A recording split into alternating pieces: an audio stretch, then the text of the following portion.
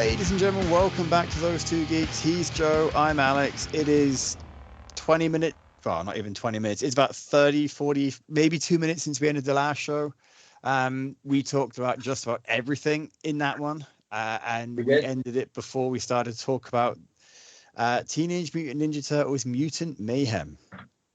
Yeah, I'm excited how excited you are for this because so, as we said I'm going to say last week because technically it came out a week ago. This is still the 11th of August for those of you who magic keep track of that. editing and FaceTime. Yeah. So we alluded last week that we both liked or loved the movie. We are going to spoil the shit out of it. I can't. I'm doing the heading up for the show for next week, and I can't spell mayhem apparently. Yeah, so we alluded that we were going to talk about it. We will be spoiling it because it's been out, I think, by this point, 2-3 weeks or so. 3 weeks. 3 weeks. So long enough for folks to have seen it. And ultimately, if you haven't seen it and we give away everything, sorry, but the thing is, so the first thing I wanted to talk about, and this will lead into this, it doesn't matter if we ruin it because the art style is amazing. And it is like it's worth watching the movie just to watch the art style. Like I said to, I don't know if I said it to you, if I said it to someone when I was working at the comic shop, someone at work, like I can't remember. But it's like I described it as it's almost like a stop motion animation or a stop motion cell shaded digital animation sort of thing. That's pretty accurate, I think, because people who were comparing it to Spider-Verse, there's tiny similarities, but it's more simplistic. Like the smoke, you're watching like Danger Mouse on old cartoons. Like it was very simple, but effective. Yeah, it's like again, no secret. We said it last week. We alluded to it. We loved it. Just to get the first spoiler out the way, because we know it's coming. If you listen to us at any point, you know that we will inevitably say, "Oh, we're not going to spoil it. Skip to this point." We're going to blur it out. So. And then we fuck it up. So at the end of the day, Bebop and Rocksteady move in with Splinter, and I fucking love that. That was great, and you know what I loved the most about this, and I didn't think I was going to, because when it was announced, and I remember the first cell that got released, it was them sitting on the corner of a rooftop, and I remember seeing the designs at first, and they were so different. I looked at them and I'm like, man, they're so gangly and weird and just jarring. But then I remembered Rise of the Teenage Mutant Ninja Turtles that was on Nickelodeon that just ended like a year ago. It went for a couple of years. That was horrible, except for the movie. Like those designs are just god awful, except for Leo. And the one thing that grabbed me was I read an interview with Seth Rogen, because I am a big Seth Rogen fan. I've watched Knocked Up. I've watched like everything. Green Hornet. I was a fan. Like he was like, we're leaning into the teenage aspect of the Turtles hard, which no one's ever done. No, I think that's ingenious, because when the first movies, they act more like Raphael acts more like he's more in his mid-30s. Like they don't act like teenagers. They're at the youngest 19, but you feel like they're older. You feel like they're significantly older. I think, I mean, even with a lot of the comics that I have read, which admittedly isn't many. Correct. With a lot of the comics that I've read about current IDW run, this is the spirit of those. See, that's like, fantastic. Like the IDW run, I remember I was against it when it first started because I revere the Mirage comics so much. Yeah. But then when I realized I revere about it is the art. I adore the art. I love the old scratchy, what's it called? Unpolished Kevin Eastman, Peter Laird art. The stories, if I go back and read them, they're very paint by numbers. Like 100. They are, absolutely they are. But they were kids writing these at the time, right? So you've got to expect that they're not going to be they were like what were they, almost 30 when they started writing the Turtles? Something Fair. like that. Maybe they were, I mean, I know Peter Laird didn't have a lot of hair, and I know Peter Laird is definitely about 15 to 20 years old. No, wait, no, I don't want to say that because I know him. He's at least 10 years older than Kevin Eastman. And their story is very fascinating, and I'm a huge fan of both. But I remember running into Kevin Eastman, what was it, like a year and a half ago? And he told me about this. And I was like, he's like, so have you heard about, Mutant Mayhem? And I was like, yeah. I was like, looks like more of Rise and that Nickelodeon era that I really have no use for it. And he's like, trust me, it's not, and you're going to be very, very surprised. I'm extremely pleased. And I was like, okay.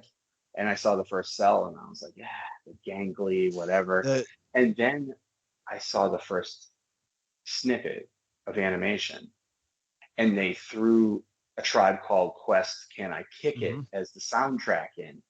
And I said, oh shit, okay. And it was like 30 seconds. And I saw Leo stashing in swords. I saw the shells, and I was like, wow, that is some really, really beautiful animation.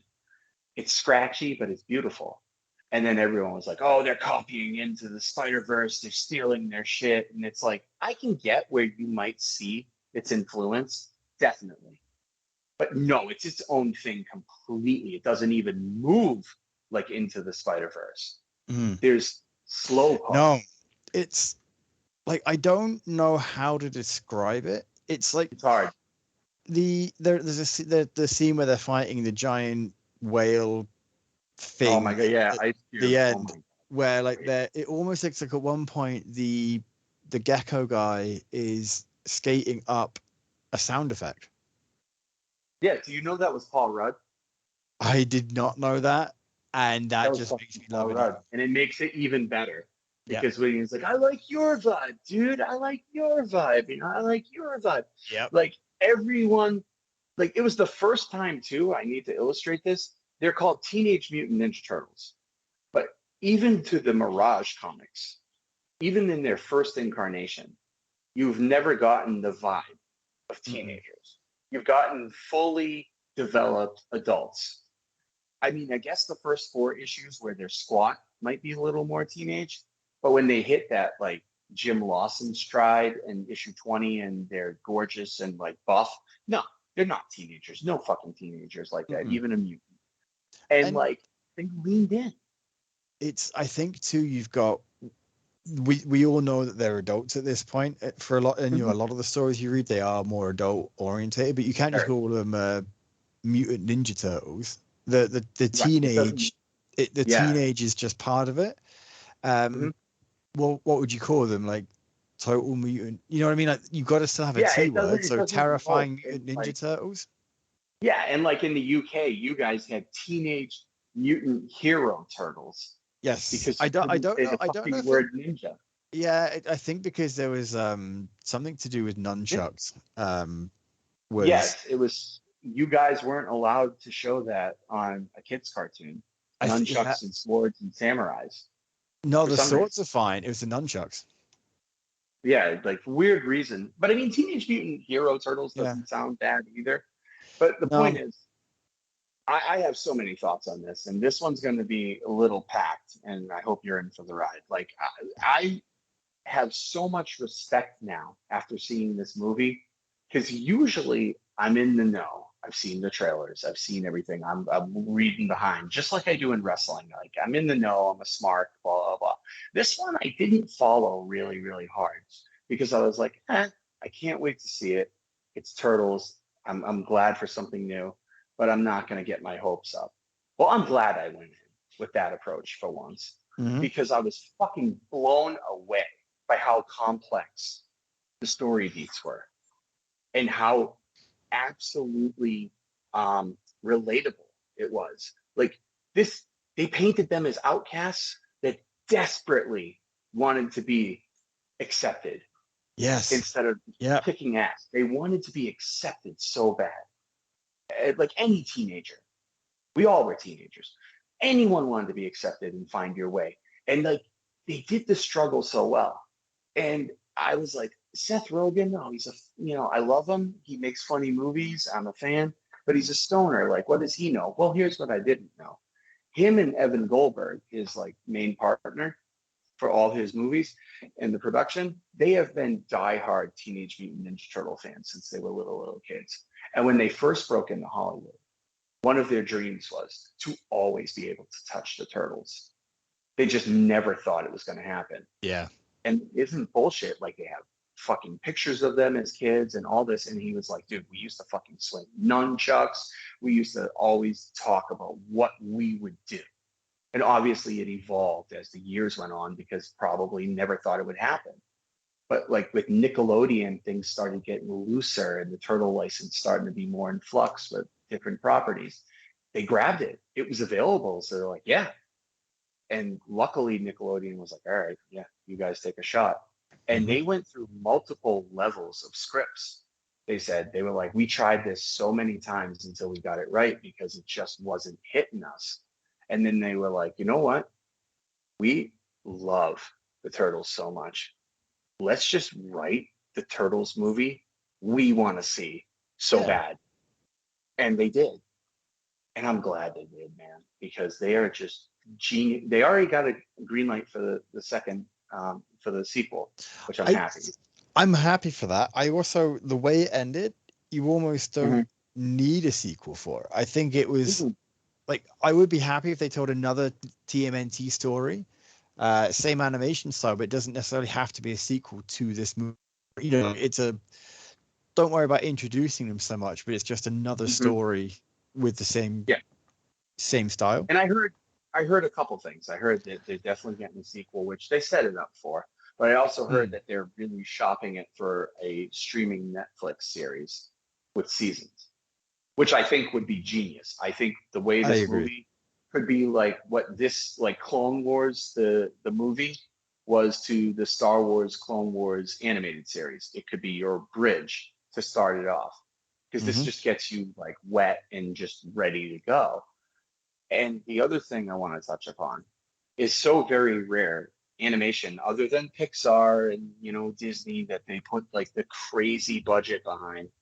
Do you ever get a animated movie that the voice cast is so fucking talented and natural that listen, honestly, I know it's animation, but multiple times I was like, holy crap, this is animation. Like, it's not a live action movie, but they make you care about the characters so much that it's just brilliant. Like, I was like, wow, I am so invested in this. Like, I didn't move from my seat. Like, I looked at my buddy, who we've been friends since kindergarten, and we were just mouth like open many scenes, how excited we were. It just was brilliant. I absolutely, oh my God. I'll keep going, but you go now. No, it's absolutely fantastic. It was just, I don't remember the last time I went into an animated movie and enjoyed it so much. Right. And I think a lot of it is partly due to the fact that I mean, I grew up with the Turtles. Obviously, as we've already discussed or touched on, they were edited compared to what the sorry, my friend just messaged me about how he got a significantly higher bill for a plumber than he was expecting, and it caught me off guard. So I'm not cutting that out either. So no, we're not editing. So yeah, like I know they cut out.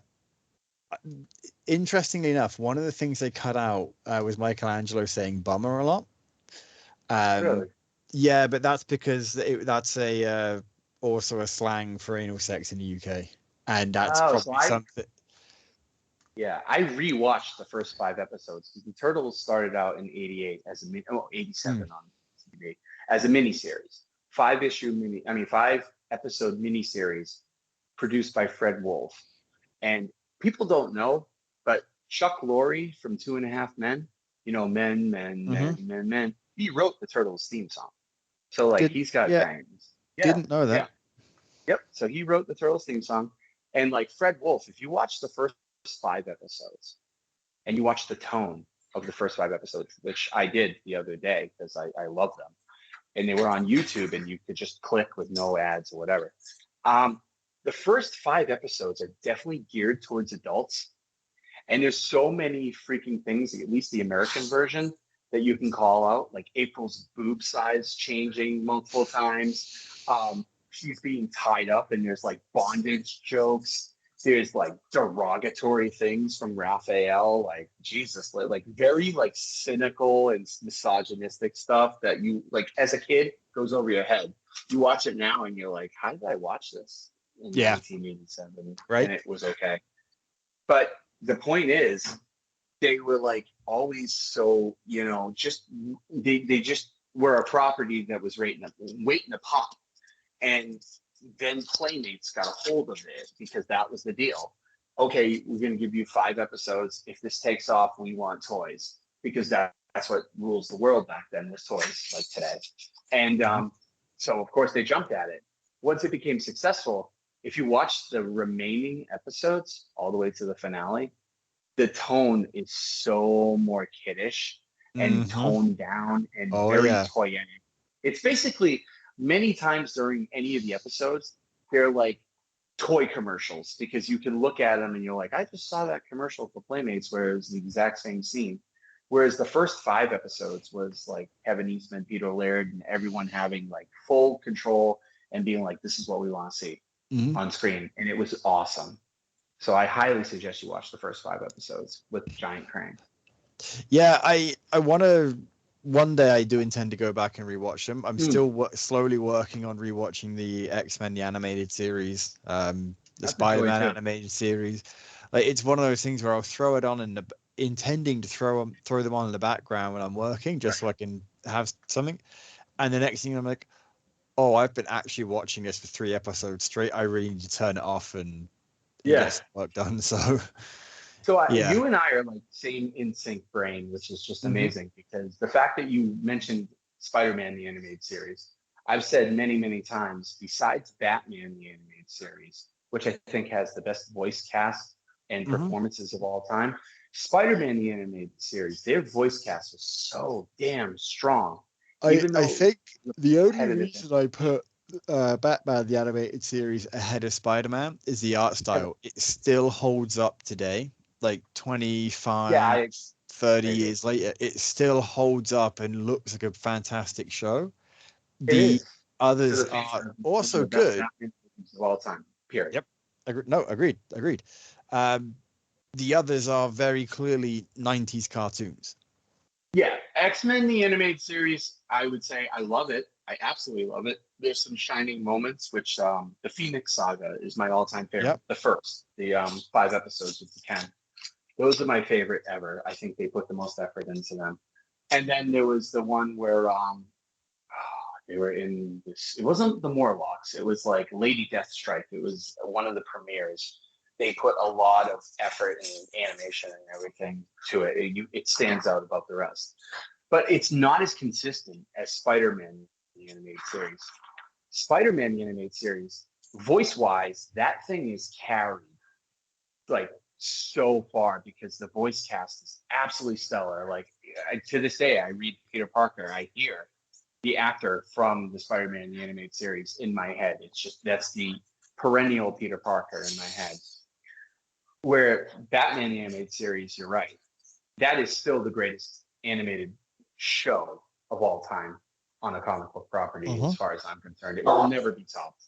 Even if Bruce Timm makes another Batman show, it will never beat the 1992 Batman animated series. No, no, absolutely not. Yeah, I'm talking the first season too, because when it went to the new Batman and Superman Adventures, it was cool. Batman was in black and gray, but it just lost the step. It's not the same. Like the first 65 episodes is absolute magic, along with Mask of the Phantasm. So the long-winded point is, this is basically in that category and that conversation, because the voice cast in this is so freaking good. I've never heard of these kids. I think they're newbies. But like Jackie Chan as Splinter, who I love Jackie Chan. I am a huge fan of Rumble in the Bronx, all his movies. But I was like, him as Splinter, this is going to be terrible. He was so fucking good. Like, most of the best parts of the movie is Splinter. Like, I was impressed how good he was. That Splinter as the cranky dad, just the overbearing, caring dad was amazing. And then all of us, like, I love the fact that he wasn't trained by a ninja. He just happened to be that was a rat that watched TV. Okay, I thought that. I actually think it's less clunky because it cuts out potential. When they inevitably have the shredder, it cuts out the whole. Oh, Splinter was his pet rat. No, Splinter was just a rat looking for acceptance, like the turtles. Right. Splinter found his family. Then he got his the other mutants. Oh, I'm sorry. I'm walking the apartment with Brady. You heard the door because he's going to start barking. But I need the phone because if I get away too far from the phone, my earbud's going to cut out. So I mean, I'm saying the disadvantage to us chatting for so long, 2 shows in a night, is that Brady will need a break. Any of the IDW series of Turtles? No, I actually have. I think I've got the first 2 omnibuy from IDW, which are the early ones. Their origin is by far the best take on the Turtles, I feel. And Kevin Eastman had an input on it, but their reincarnation origin, I think, fits the best. And it's not clunky. It makes sense. It's an eternal struggle. Like Splinter and the kids being in feudal Japan and murdered by the Foot Clan, reincarnated, hundreds of years later in a different setting, makes so much sense more than, okay, Splinter and Hamato Yoshi were in the Foot Clan. There was 4 turtles that he had. They fell down a sewer. He was a human who became a rat. I like the idea because it also leans into the concept of reincarnation. Yep. And it's so good. But this origin for the turtles on screen, I was totally fine with, because yes, it was funny, but it just flowed really nice. It didn't need a whole lot of exposition and a lot of explanation like a lot of origins do. They just flowed it.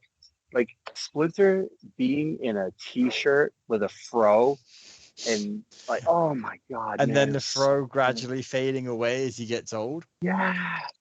It was so good. And the milking joke where he's like, boys, did they milk you? Don't go up there. They're going to milk you. And like, you knew it was so outlandish. It's like, that's never going to happen. And then it did. I'm like, oh, fuck. And I didn't expect that. I thought it was just this throwaway gag. And that's what the brilliance of it was, that when they did it, we're going to jump all over the place, and that's okay. But like, I think that's how our reviews go, is that we tell people why we liked it, and then we just gush about it because we're nerds, right? We're nerds that sit down and chat on a recorded coffee shop talk. That's all it is. But like, what you so you've read the first 2 omnibuses? I have the first 2 omnibuses. I haven't actually finished the first. Have you read any of it? No, and I actually think it's the Eastman Laird stuff is what it is. Oh, okay. So the original, what do you have? The color classic? Yeah, I think that's what it is. Those are brilliant. Yeah. Color classics. Yes, I got 1 book 1 and 2. Okay, so those are IDW, but they're reprints of the Mirage. Yes. So like, when IDW took the Turtles with Eastman's blessing, they reincarnated it and changed it. Like, you can't. They're not continuations of each other. It's a completely different concept and idea with the same spirit. The original Mirage Turtles, like, it's dark, not like super dark for today, but like, it's dark. Like, there's not a lot of explanation. They do like a 2-page explanation of like where the turtles came from and where we are, and the Shredder gets killed first issue. I know. That threw me off so much. Well, because they didn't expect the second issue. They never thought it was going to be popular enough. So they ended up having to bring him back. Like, so for nostalgic purposes, I own the first issue. I'll never get rid of it. But it's not the best. It's not the best issue. Like, of that run, there's I think it's 21, 22, and 23. Maybe I might be wrong. But it's a 3-parter called Return to New York. that by far is my favorite turtle story of all time, because, and they kind of loosely adapted it in the 1990s movie, because basically what happened was the turtles get their ass kicked. Everything happens with the foot. You know, Shredder is dead. He's dead from issue 1. That's what really throws people, and they don't understand. He's dead from issue 1. So all the way to issue 20, which took forever to come out because of their schedule, like, he was dead. He was not coming back. They finally decide to reincarnate him through cloning and some weird comic book device of worms that can like regurgitate you or whatever. And when they did it, they ended up with 3 Shredder clones on top of it. But at that point, the Turtles were living in Northampton, Massachusetts, because a lot of people think the Turtles are from New York. They originated in Massachusetts because Eastman and Laird, well, Laird's from Massachusetts, but Eastman's from Maine. And they picked Northampton, which is why in the 1990 movie, when they go to the farm, after they get the shit kicked out of them and like Raph is, you know, dying, they bring him to the farm to rehabilitate him. They're in Northampton, Massachusetts.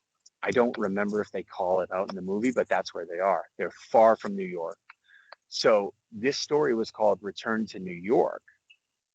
And basically what happens is the Turtles have been away for so long.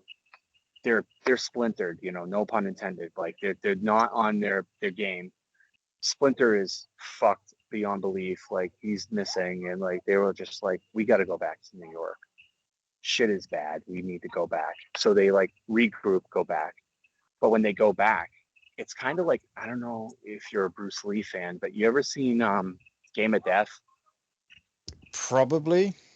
The one where he's in the yellow jumpsuit from like Kill Bill, and he's got to go through the I think so. And he goes through like Hakeem Olajuwon, and like he has to go through challenges. So it's basically that they go back, and the foot runs shit, and it's like they're taking care of things, but they go back and they have to go through like these challenges in Tower of like fights, and it finally comes down to Leo and the Shredder reincarnated. Now I forget who's the one. I think it was Donatello who killed the Shredder because he whacked the grenade to him. But basically, Leo and Shredder were always the ones, and it comes down to them fighting, and Leo beheads the Shredder. That's cool. He ends it all. He comes out, and it's not like, this was the first time I ever read a comic book where like the bad guy lost and the good guys weren't like overjoyed.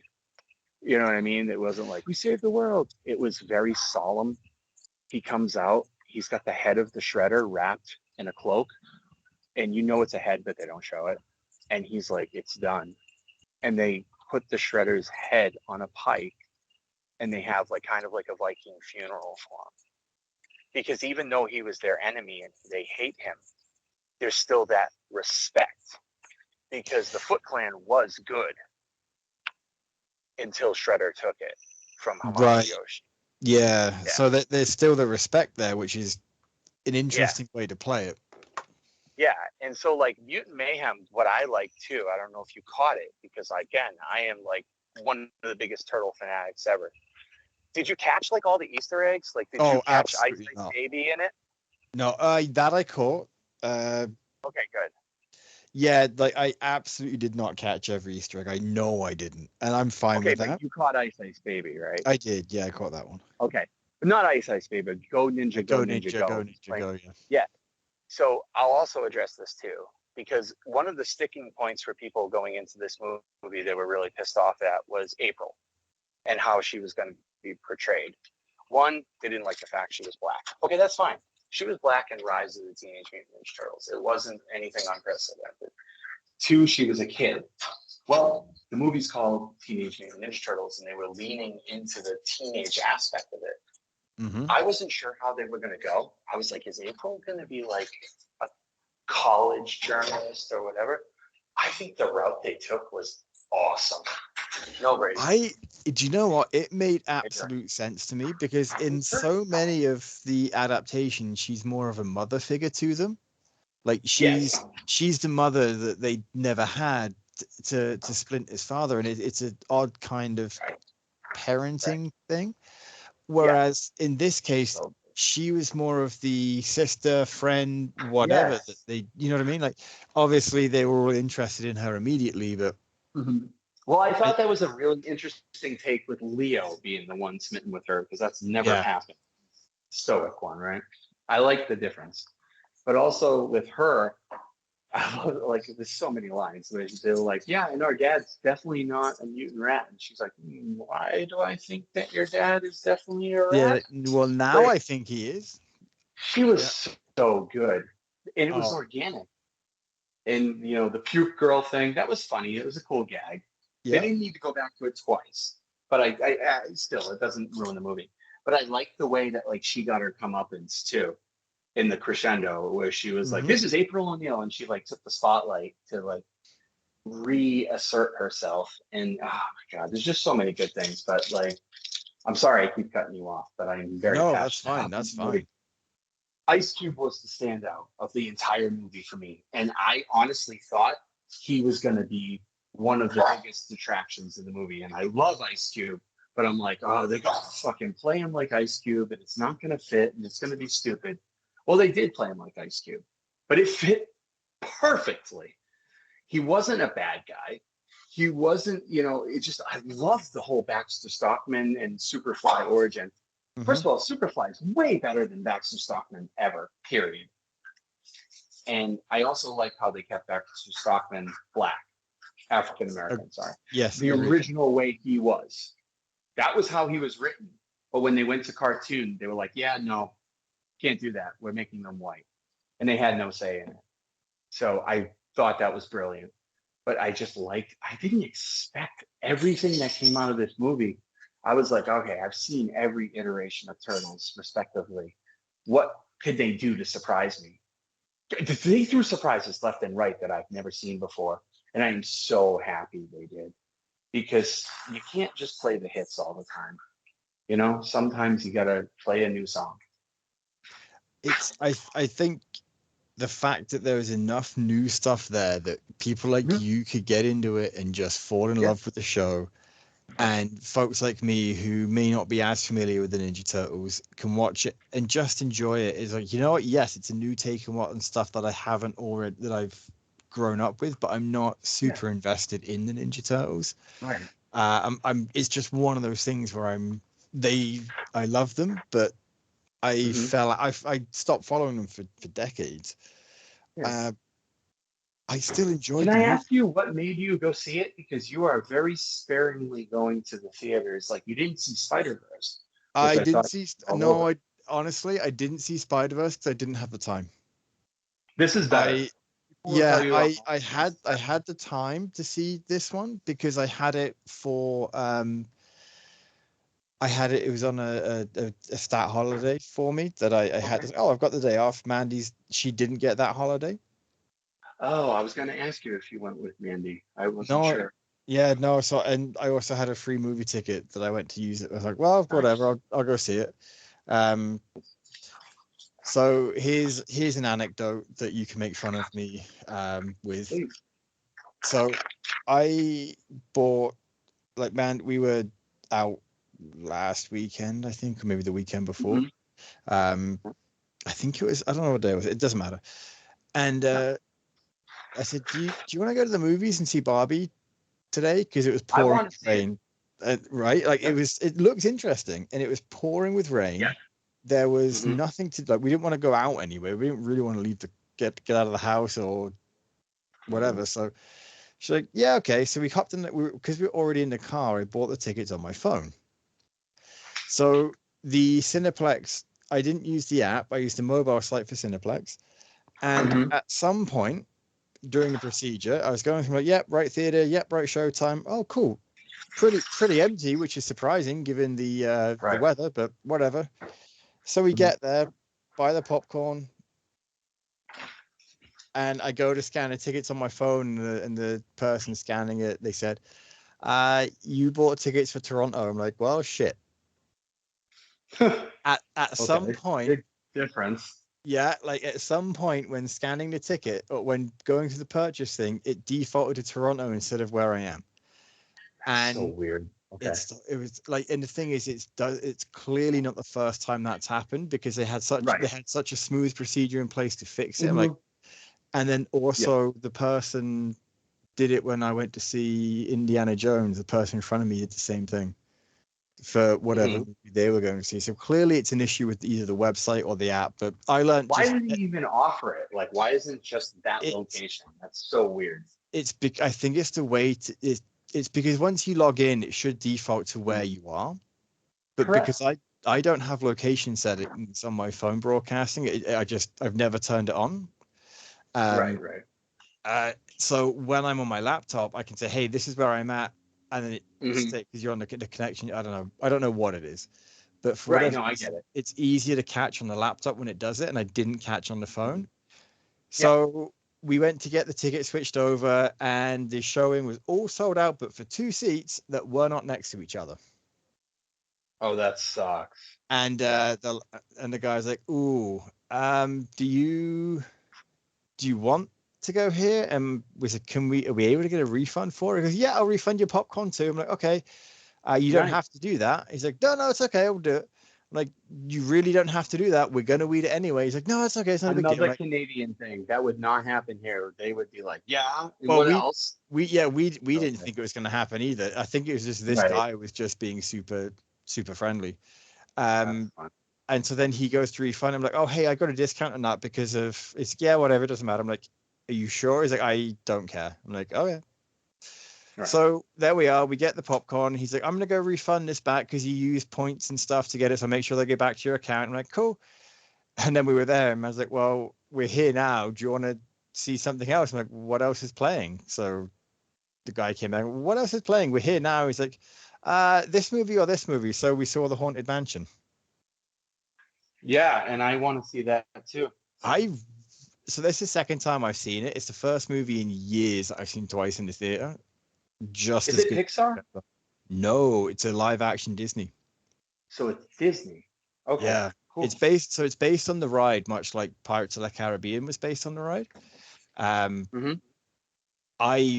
really enjoyed it. The casting is fantastic.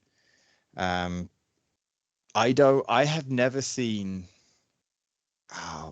the guy who played Ben Mathias, whose name I cannot remember, and it's annoying me. I've seen the case. Oh god, damn! I saw the cast. I saw a commercial of this. Now I know it's not an animated movie, and it's got some decent actors in it. I forget the fucking name. Why can I not see his? You would think he would be on the top level of who's in it, but no, you've got Jared Leto. I didn't see that. Yeah, he's in it. You wouldn't necessarily. Lakeith Stanfield. There's another big actor in there, dude.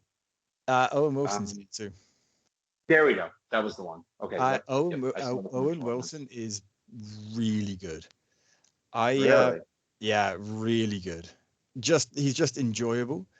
I don't know what else Lakeith Stanfield has been in. No, me neither.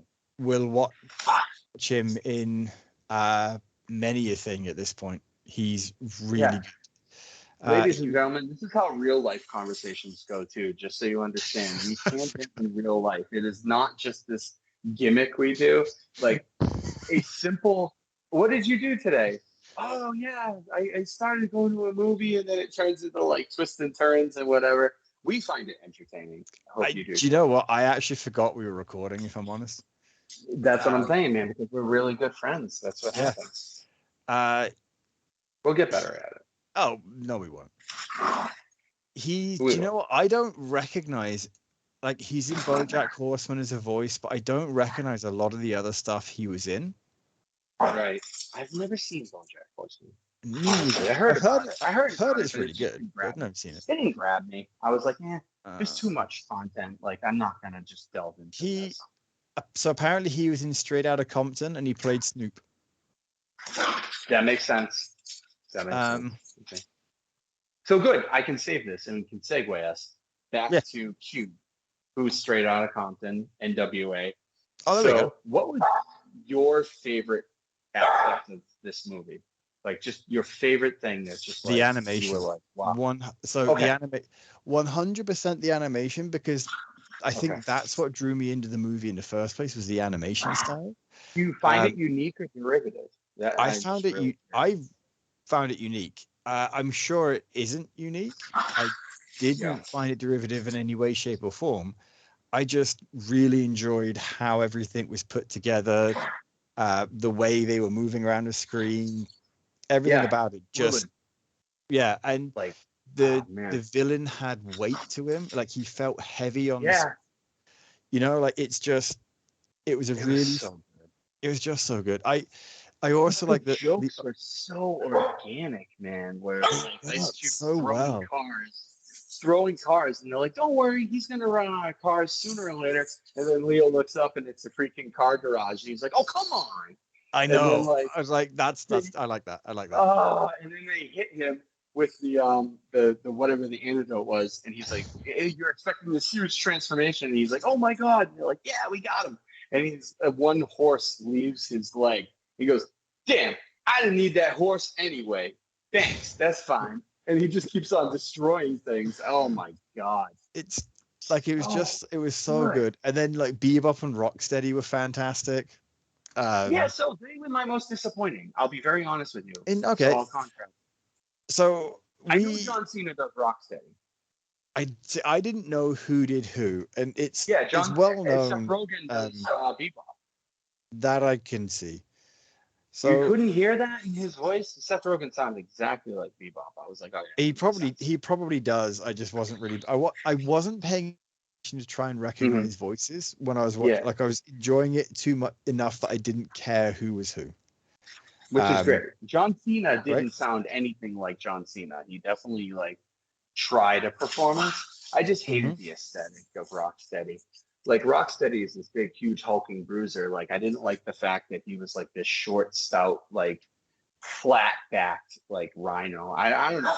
But what I did like was and I mean, if I'm stepping on you, you got to let me know because no, carry on. I love the Archie comics of Turtles. They pulled from everything. If you're not familiar, they pulled from Mirage. They pulled from the Archie comics versions of the Turtles from the 87 cartoon.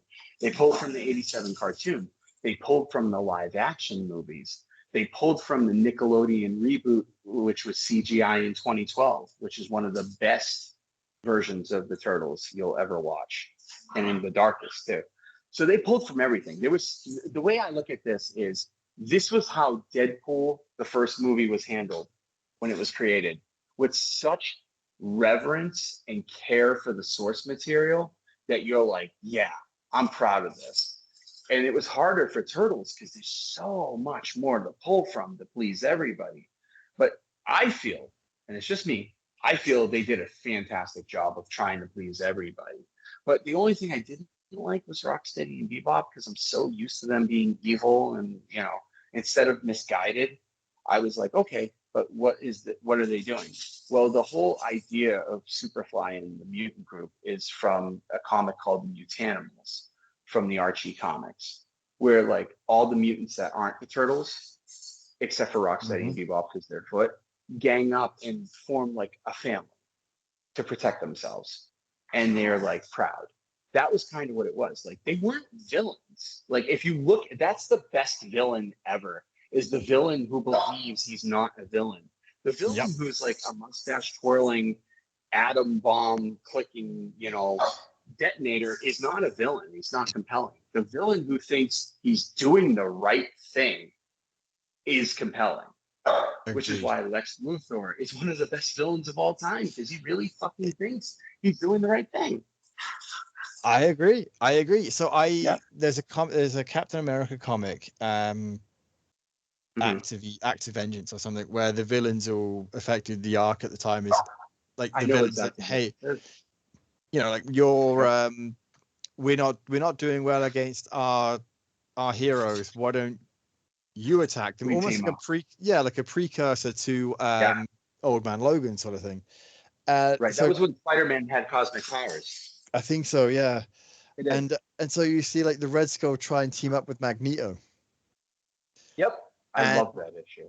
It's one of my favorite issues. I think it goes so far to show that Magneto has never been a villain in the traditional sense. He's a freedom fighter for mutant kind, and so often his methods are what make him a villain.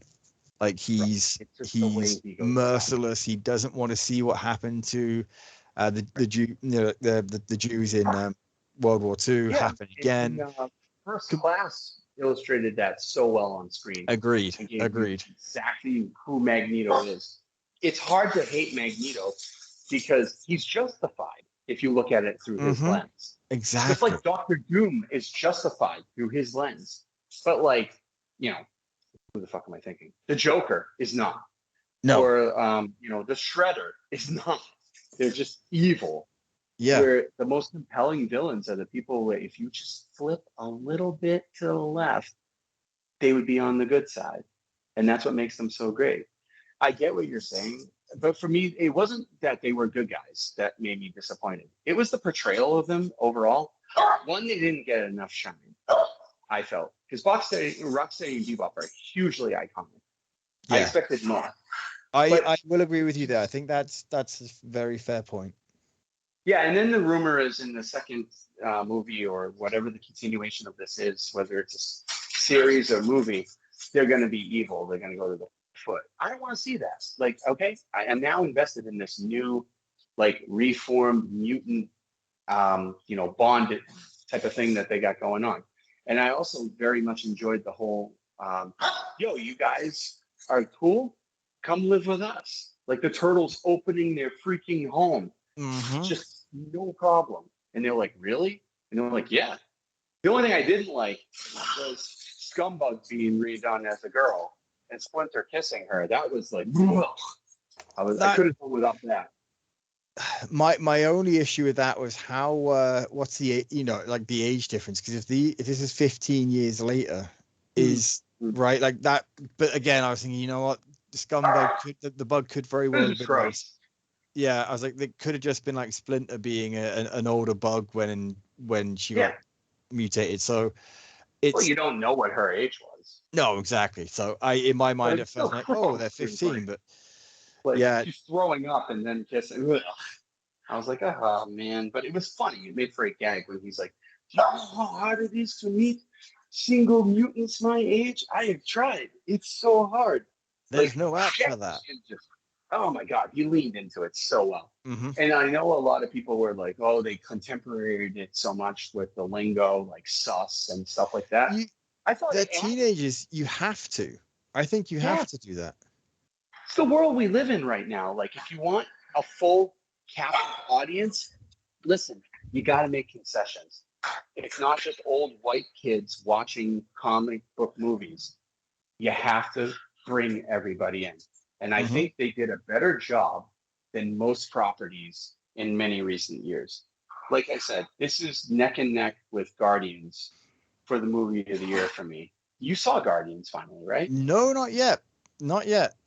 Guardians. I know it's on Disney Plus. I will now. I'll be able to see it now at some point. I'll probably end up watching it tomorrow, which is we'll watch it. Yeah, it's unfortunate that we're recording the second show immediately after the first, because I would have actually seen Guardians by the time the first show comes out. So I mean, ultimately, it doesn't matter. We'll spoil the shit out of that again if anyone hasn't seen it. I don't know if you have a time limit. I'm good for at least another 15 minutes, and I'm enjoying. Yeah, no, same. I actually don't know how long we've been talking. I usually keep a track of it based on the recording time, but because we've doubled up and stuff. It's the most unique thing I've ever seen with a Turtles franchise ever. I never expected this in a million years, and I'm actually really intrigued and glad they went the route. With the Turtles wanted to be accepted so bad. Like, some of the best scenes were like, yeah, we want to go to high school. We want to do this. And like when Michelangelo signed up for like the talent show, when they had access to the high school, you're like, oh, it's a throwaway. They'll never follow through. But at the end, when they fucking enrolled in high school with the humans in full outing, I was like, oh my God, this is so brilliant. Like, these guys, Seth Rogen, Evan Goldberg, all that team. Listen, I'm a fan. I would consider myself a uber super fan.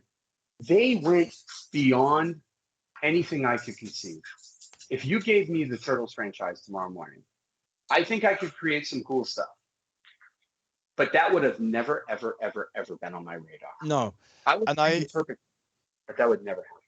I think for me, I would have been more on they have to stay secret, because that's what I grew up with. That's my favorite iteration of Batman, is that when he's still an urban legend and no one really knows if he's true or not. So I've always liked when heroes are quiet in the corner, so quietly doing like what they're Spawn's the boogeyman. It sucks when he's out in the open on television. Like, if you read current Spawn from the last 4 years, he's a hero.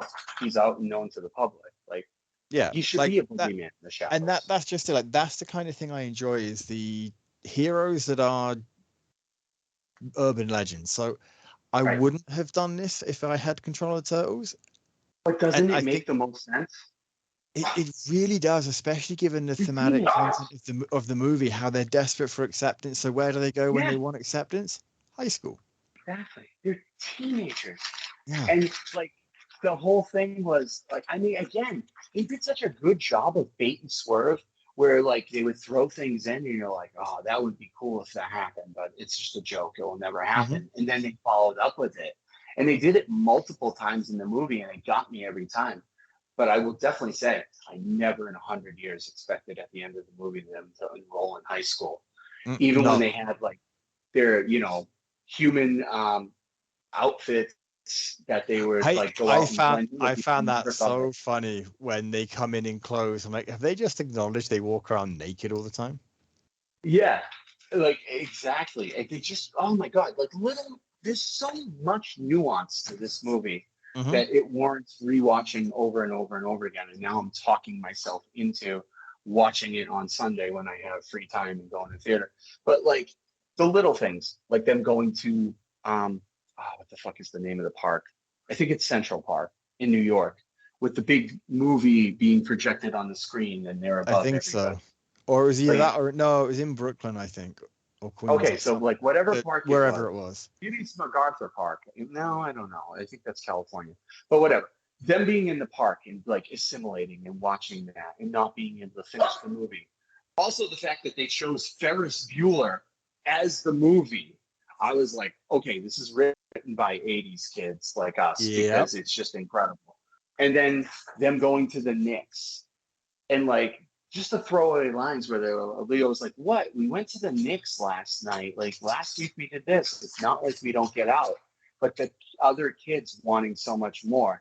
And I also loved like the contrast from Leo to everybody else, because he is, the goody spoil sport, like Cyclops. And they were like, Leo, don't screw this up. And then he was like, we went out and did this and this and this. And they were like, great, thanks so much. Yeah. And when he finally was on board, they were like, wait, you're on board? And he's like, yeah. And they're like, hold on, this isn't a joke. And he's like, no. And they're like, wow. And I liked the Batman voiceover too at one point when they had the white eyes and like the ominous voice. And they were like, all right, Batman, chill out. We're just going to get eggs. And just them leaning into being kids with the watermelon and the ninja stars. And oh my God, it was just so good. Like, I don't have really any complaints, except one complaint, I will say. It didn't make sense to me. It still doesn't. Is April got hit with a fucking ninja star in her helmet. That doesn't happen all the time. She was surprisingly cool for somebody who got hit with a ninja star. It was very... I wonder if it's because she's like, these are just kids being idiots on a rooftop, and it came off. And then one of my favorite scenes, personally, yes, I like the climax and I like all the big action scenes. My favorite scene flowing of the movie was when they went into the garage before they meet April. So good. I think that's some of the most beautiful animation I have ever seen in my entire movie. So fluid. Yeah, it's brilliant. And it reminded me of the Batman scene in BVS where he just goes ham on a bunch of guys. Oh, yeah. the warehouse. Yeah. And then Donatello being like, anyone ever realize that I just carry around a really big stick and that's it because everyone else has deadly weapons? But then when he has to stop the truck, you're like, oh my God, if only we just had something that could reach the pedal and do this. And he's like, wait, like a big stick? And like he was the hero? Oh, man. Oh, I laughed so hard at that because it was like for a smart guy, it was taking him far too long to figure it out. And you could see the others start to get twitchy. Yeah, there was so many jokes that were just so organic and good. Yeah. If you aren't fans of things, you miss it. Like if you don't like Ice Cube for rap, you clearly missed one of his big jokes when he was like 6 o'clock in the morning, po at my door. That's from one of his songs. Like things that you wouldn't expect to be in the movie were in the movie. Like them at an arcade, enjoying themselves. Like I was just like, damn. Why haven't this been in any, including comic books, any iteration of Turtles before? Because you call them teenagers, but they don't do teenage things. Yeah. Ever. Except for this movie. Yeah, dude. I'll go back and forth. It depends on the day. But the Guardians in this is 1 and 1A. Like, it was just so, oh my God, my dog, sorry. So freaking brilliant, beyond my expectations. And I adored, like Matthew, I adored Across the Spider-Verse as well as Into the Spider-Verse. I did. One of the best movies you'll see too. But I have to take an unpopular opinion and say this was better. Because I will tell you what my opinion is once I've seen the sequel, Across the Spider-Verse. I have so frenetic, it never stops. It's so fucking fast. You better not take a pee, a blink. It just from opening scene doesn't stop. There's no beats. And it's brilliant. I will watch it because like I intend to watch that and Guardians. I could quite easily watch them both tomorrow, given that I've got a lot of time. Spider-Verse. Oh, is that not out yet? I thought that was out. No, I don't think so. It's out for purchasing on streaming, but it's not out for free streaming. Oh, right. Okay. I saw that it was out somewhere, so I just assumed. No, because it's Sony, right? So it doesn't go to Disney. Like they have the rights first, so they are going to get it out everywhere first.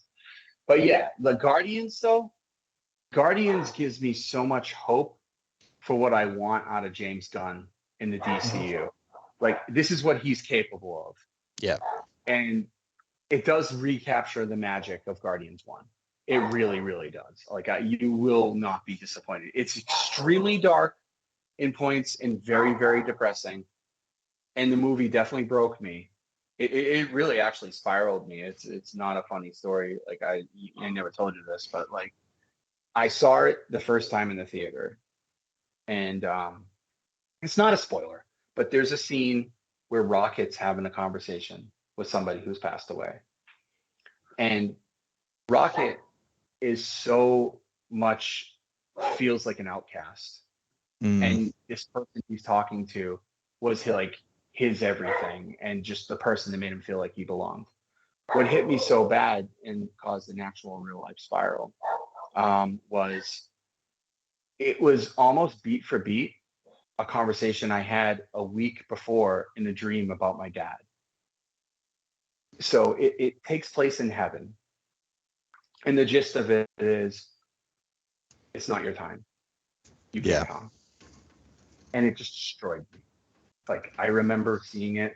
My buddy, like, to this day, one of my friends cried with me, but my other buddy and his daughter leaned over and they were like, why are you crying during a superhero movie? I was so locked in, it just destroyed me. And then somehow I locked it away for the rest of the movie. But when I came home, that's all that played in my head. It played in my head for days.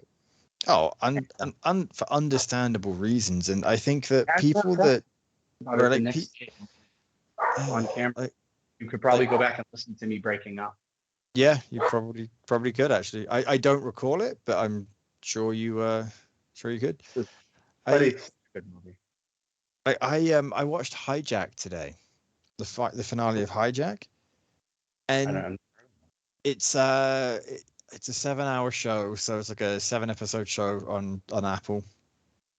I watched it because Idris Elba was in it, honestly, and it's about a flight from the United Arab Emirates to London being hijacked, and the flight is 7 hours, so it's basically told in real time.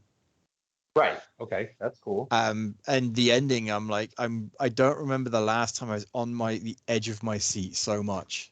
Like for an ending, I was so invested in these characters. It was unreal. Like I remember thinking at something like, I haven't moved in about 20 minutes, and I'm right at the edge of the couch. Like if I moved any further forward, I would fall off. Like it was, it's. I get when you get invested in something, it doesn't matter what it is. Anything can have that. Everything. Yeah, exactly. So. And like the best way I can sum it up is movies at their core, at their best, which is why I love cinema so much. And you'll hear me use the word cinema when I'm describing something that's beyond a popcorn movie. Mm-hmm. They transcend reality. It has the ability to take you from where you are presently and put you in a completely different reality. And I know it sounds cheesy because you're sitting in a seat or you're watching from a couch, but no, perception is reality, folks. And like when you're that invested, like Alex is describing, you forget you're on the couch. Yeah. You're in there with them. You're right there. And that's what the power and the beauty of cinema is. And that's why I jokingly throw it out all the time that what we're watching with Roman and the Bloodline is cinema, because I've never seen anything in wrestling that just consistently ups the ante and just grips you to say, wait, this isn't pro wrestling. This is different. And it's just like, that's what a movie will do for you. And for me, when movies hit certain beats and they're relatable, they transport you. Just like a song is a vehicle to a different time. You can, I know you definitely, Alex, you can hear a song and probably put in a different time where it flashes a memory or something, it triggers something and you're there. And it just, for that time frame, for that short time frame, you're there. You're not where you are currently. It just has that ability to take you. And Guardians did that for me. I don't know if it will do it on, following viewings, because I am going to watch it again. But for the first viewing, I think it was just the timing was so strange, because that dream, first of all, was very jarring. They're very rare that I have a connection like that in a dream. And then to hear it and see it almost word for word, Rocket was playing me. And I was like, oh my God, this is what I wanted a week ago in my dream. It just broke me. It broke me, like wholeheartedly broke me. And I built myself back, and it took a long while. But that's what powerful, well-written entertainment will do. And this, Mutant Mayhem, is powerful, well-written entertainment. Not of the depressing variety, but of some of the most enjoyable entertainment on a screen you'll ever see. And I don't think I can put it any better. I agree. I actually think that's a perfect capstone for the episode, because I don't want to take away from that. Like we said last week, folks, you know where to find us. We'll leave it there.